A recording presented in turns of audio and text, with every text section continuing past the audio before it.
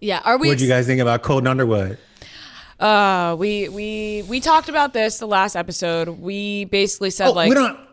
No. We'll just tell you our opinion real quick. We said basically we were like, it's great that he is finally living his true self. It's very sad when you think about the amount of people in life that go through this same thing where they're just hiding who they are and they don't feel like they can be their true selves. Like that is to me very upsetting, and I really feel for him on that.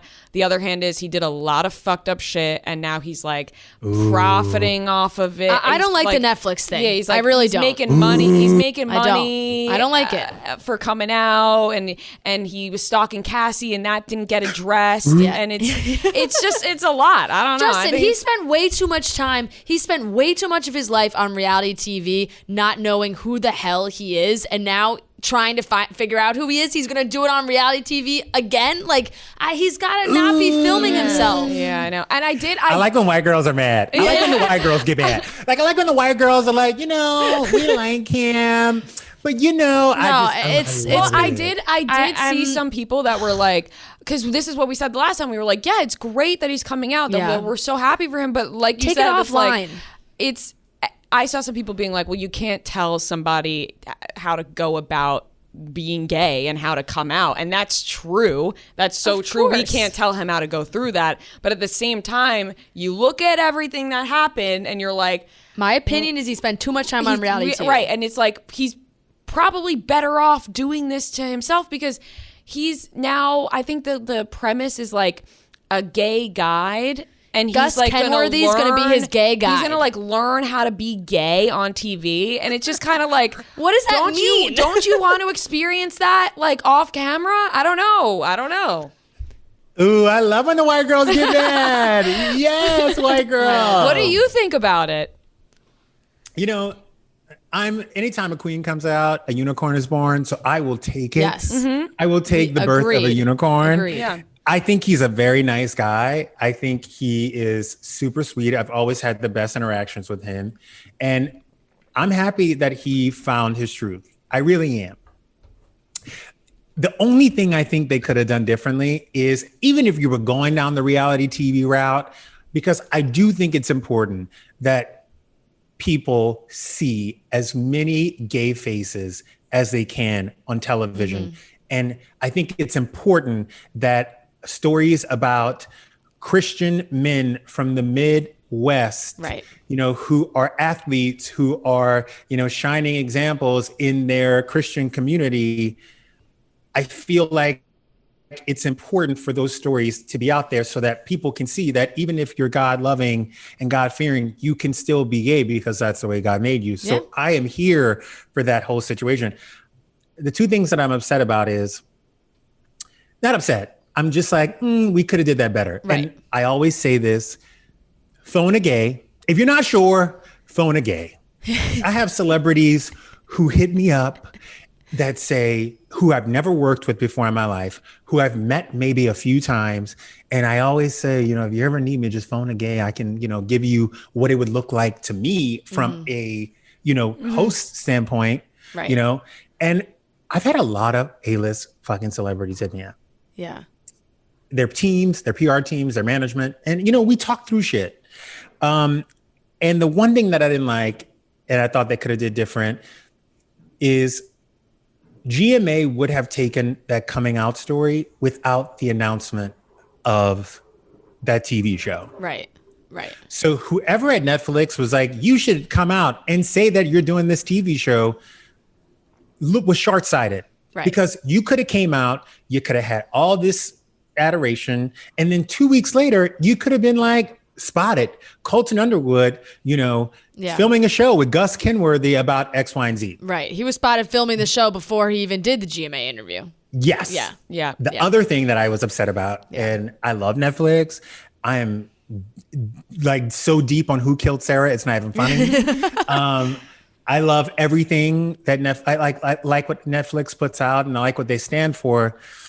But we have been talking about inclusivity and diversity and about people seeing and having representation in TV, in film, in boardrooms, in companies.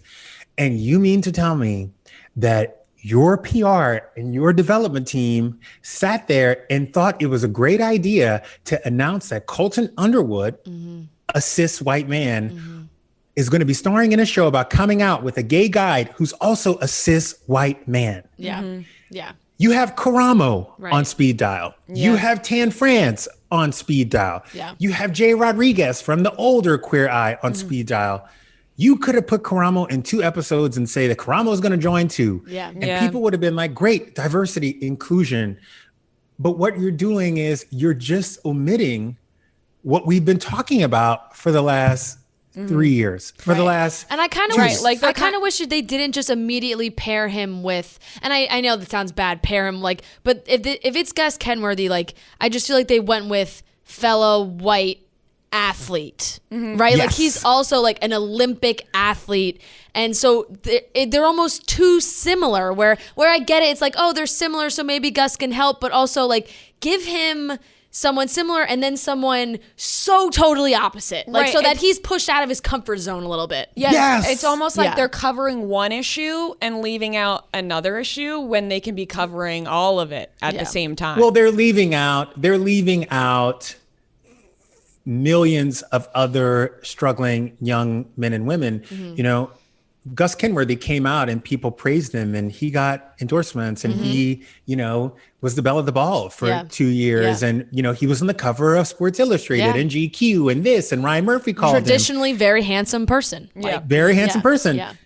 For a lot of us, that does not happen. Right. You know, we have to run home. We get beat up. We have to go through counseling. We have to your parents aren't talking to you. Your family. Parents aren't talking to you. People aren't as supportive. And, you know, I feel like, and I'm sure, I have to believe that Netflix is going to do that. Yeah. I am going to just give them the benefit of the doubt. Right. Yeah. Wait and see. Just wait and see. Wait and see. But there must have been Netflix. I've seen your roster of people that work there. There are a lot of gay men, you know, who are of color and who are diverse. One of these motherfuckers must have been like, y'all, we're going to have a problem. Yeah. You know, phone a queen in the office. You would think that anybody, though, would see that, like with, you know, all the conversations that have happened, what seems like in the past few years, you would think like, okay, everybody's got their lights on. They're really thinking it through. I think Netflix tried to keep this so tight-lipped because they didn't want the premise of the show to come out because they were afraid it was going to spoil the big reveal. That they kept it so close and in such a small little bubble that they didn't ask anybody outside of their little of the few people who knew on production. But anybody would have said, "Are y'all fucking serious? Like, for real?" After everything that we have been talking about.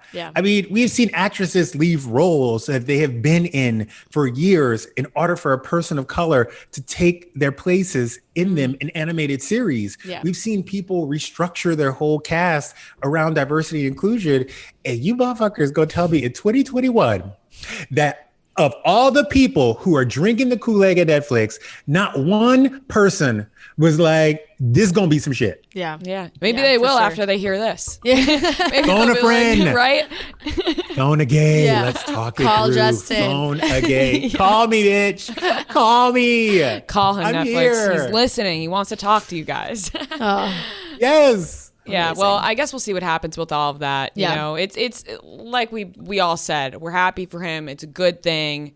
There are some other issues that need to be I just want resolved. Colton to love himself. I really do. I feel like he's struggled so much with that, and I think that maybe these are the things they'll work through and talk about on the show and go through these things. But they got to talk about the stalking thing. They got to talk about that at some point. They can't just keep going. No. We can't just keep going on and act like that didn't happen. Pretend he didn't put a tracking device on her car. He put a tracking device on her car. We can't just pretend like that. Got to talk about it.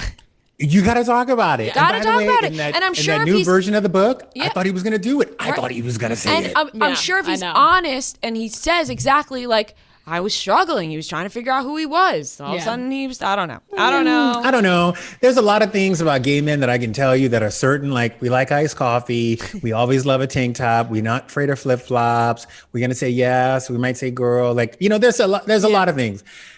I don't know that many gay men. I don't know any gay men that put a tracking device. Like when they're putting confused, a tracking device on a woman's car.